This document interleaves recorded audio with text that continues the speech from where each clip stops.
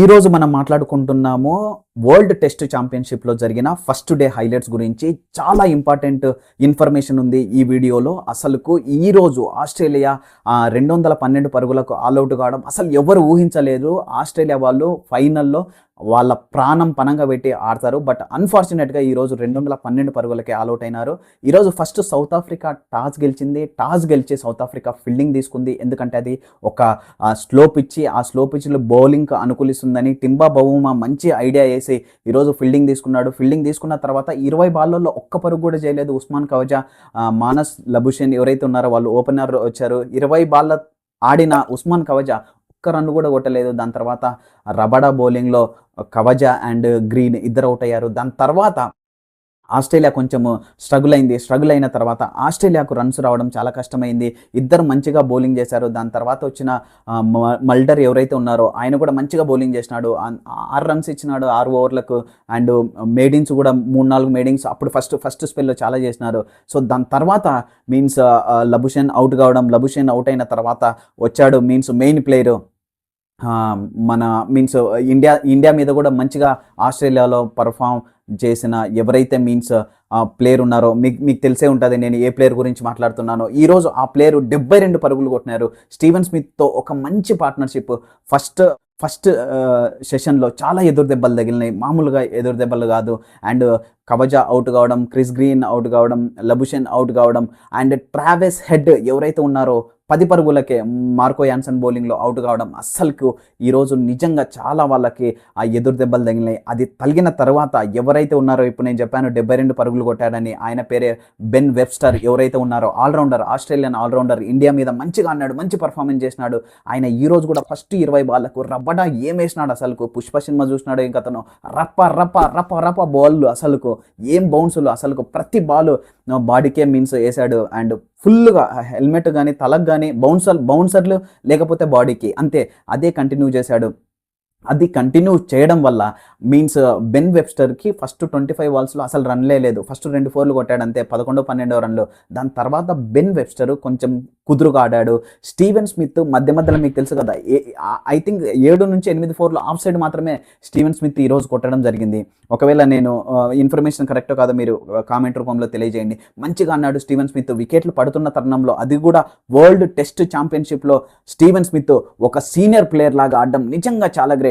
మీకేమనిపించిందో మీ అభిప్రాయాన్ని తెలియజేయండి. అండ్ ఈ విధంగా ఆడిన తర్వాత అన్ఫార్చునేట్గా స్టీవెన్ స్మిత్ ఫస్ట్ సెషన్లో 67కు 4 వికెట్లు ఆస్ట్రేలియా కోల్పోయింది. సెకండ్ సెషన్లో ఒక వికెట్ కోల్పోయింది, అది స్టీవెన్ స్మిత్ను పార్ట్ టైం బౌలర్ మక్రమ్ ఎవరైతే ఉన్నారో ఆయన స్పిన్ ఫస్ట్ ఓవర్ వేసాడు. 6th బాల్లో స్టీవెన్ స్మిత్ కవర్స్లో కొట్టడానికి ట్రై చేసినాడు. బట్ అన్ఫార్చునేట్గా స్లిప్లో ఉన్న మార్కో యాన్సన్ ఎవరైతే ఉన్నాడు, నిద్రమబ్బులు ఉన్నాడు, ఆయన ఇట్ 3 సార్లు వాలీబాల్ ఆడుతున్నట్టు ఆడి అవుట్ అయినాడు. ఒకవేళ మీరు చూడకుంటే ప్లీజ్ చూడండి. అండ్ ఇది జరిగిన తర్వాత అలెక్స్ క్యారీ వచ్చిన తర్వాత మన బెన్ వెబ్స్టర్ ఆయనతో కలిసి మంచి అటాకింగ్ పర్ఫార్మెన్స్ చేసిన తర్వాత బెన్ వెబ్స్టర్ ఎవరైతే ఉన్నారో ఆయన 72 పరుగుల వద్ద అవుట్ అయినాడు. అలెక్స్ క్యారీ కూడా 16-17 పరుగులు చేసి అవుట్ అయినాడు. దాని తర్వాత వచ్చిన లోవర్ ఆర్డర్ బ్యాట్స్మెన్ ఎవరు సరిగా లేదు. ఈరోజు రబ్బడా చెప్పినా కదా, పుష్ప సినిమా రప్ప రప్ప అనే డైలాగు మామూలుగా గుర్తుపెట్టుకోలేదు. మంచిగా బౌలింగ్ పర్ఫార్మెన్స్ చేసి 5 వికెట్లు తీసుకున్నాడు. మార్కో యాన్సన్ ఎవరైతే ఉన్నాడో 3 వికెట్లు, మక్రమ్ 1 వికెట్, మహారాజ్ 1 వికెట్ తీసుకోవడం జరిగింది. అండ్ దాని తర్వాత 212 పరుగులు సౌత్ ఆఫ్రికాకు ఒక మంచి కాన్ఫిడెన్స్ని ఇచ్చాయి. అండ్ ఓపెనర్లు మంచిగా ఆడతారు అనుకునే తరుణంలో ఫస్ట్ ఓవర్లోనే అస్సలకి అనుకోని దెబ్బ తగిలింది. మిచెల్ స్టార్క్ ఓవర్ ఏదైతే ఉందో ఆ ఓవర్లో మాక్రమ్ ఎవరైతే ఉన్నారో 6వ బాల్లో బోల్డ్ అయిపోయినాడు. ఇన్సైడ్ ఎడ్జ్ అయ్యి బోల్డ్ అయిపోయినాడు. దాంతో కొంచెం సౌత్ ఆఫ్రికా మళ్ళీ వీళ్ళు ఫైనల్లో వీళ్ళు కొంచెము చోక్ అవుతారనే అభిప్రాయం కలిగింది. అది అనుకునేదే నిజమైంది.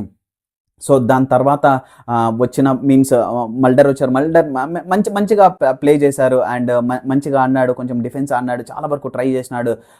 దాని తర్వాత రికిల్టన్ ఎవరైతే ఉన్నారో మళ్ళీ మిచెల్ స్టార్క్ బౌలింగ్లో అవుట్ కావడము, అది టర్నింగ్ అయిపోయింది. మిచెల్ స్టార్క్ ఇంతవరకు టెస్ట్ మ్యాచ్లలో ఫస్ట్ ఓవర్లలో 19 వికెట్లు తీసినాడు. ఫస్ట్ ఓవర్లో ఇప్పటి వరకు జరిగిన టెస్ట్ మ్యాచ్లలో. అలాగే అండర్సన్ కూడా చాలాసార్లు సేమ్ ఈక్వల్ 19 టైమ్స్ ఫస్ట్ ఓవర్లలో వికెట్ తీసినాడు. అండ్ ఈ క్రికెట్‌కు నా ఛానల్‌లో క్రికెట్‌కు సంబంధించిన అన్ని అప్డేట్స్ ఉంటాయి. ప్లీజ్ చూడండి. అండ్ మీకు నచ్చితే ప్లీజ్ లైక్ చేయండి అండ్ సబ్స్క్రైబ్ చేయండి.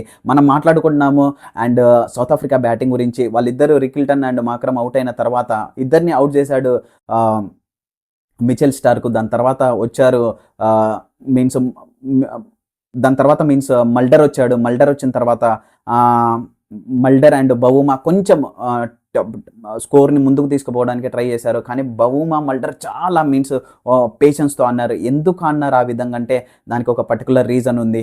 వాళ్ళు ఆడడానికి రీజన్ ఏందంటే మెయిన్ రీజన్ వాళ్ళు ఆ విధంగా ఆడడానికి ఏందంటే ఇప్పుడు కొత్త బాల్ స్వింగ్ అయ్యే ఛాన్సులు ఎక్కువ ఉన్నాయి. కొత్త బాల్ పేస్ ఎక్కువైతుంది. బాల్ ఎక్కువ ఓవర్‌లు ఆడిన తర్వాత బాల్ కొంచెం ఓల్డ్ అయ్యే ఛాన్సులు ఉంటది. పేస్ అంతగా రాదు. షైనింగ్ అంతగా ఉండదు. స్వింగ్ అంత అయ్యే ఛాన్సులు ఉండవు కాబట్టి కొంచెం బాల్‌ను కొంచెము వాళ్ళు వదిలేసినారు ఎక్కువ బాల్‌లో. సో బవుమా కూడా చాలా తక్కువ రన్లు కొట్టినాడు.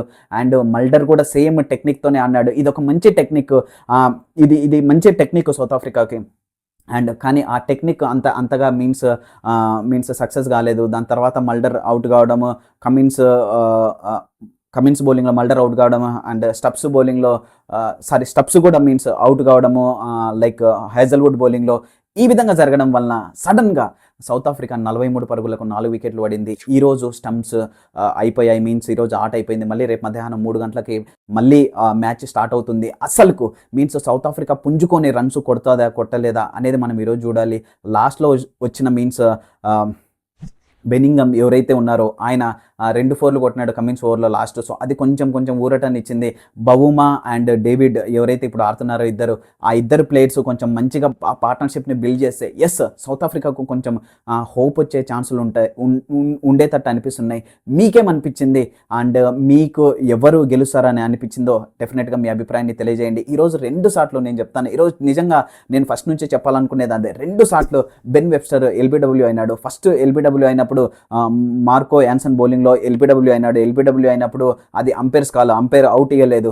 దాని తర్వాత రబాడా బౌలింగ్‌లో క్లీన్ ప్లంబ్ అవుట్ అయినాడు. బట్ అన్‌ఫార్చునేట్‌గా అప్పుడు ఎవరు అప్పీల్ చేయలేదు. వాళ్ళకి అనిపించింది ఇన్సైడ్ ఎడ్జ్ సౌండ్ వచ్చింది. ఆ సౌండ్ వల్ల వాళ్ళు ఏమనుకున్నారంటే అది ఇన్సైడ్ ఎడ్జ్ అనుకున్నారు. అది పెద్ద ప్రాబ్లం అయింది. అది కాక ఈరోజు సౌత్ ఆఫ్రికన్ ప్లేయర్స్ ఎక్కువ నో బాల్స్ వేశారు. బట్ బౌలింగ్ పరంగా కొంచెం మంచిగానే ఉంది. 212 తక్కువ స్కోరే. బట్ 43కే 4 వికెట్లు పడిపోయింది. సో రేపటి మ్యాచ్ ఎలా ఉండబోతుంది అనే దాని గురించి మనం మాట్లాడుకుందాము.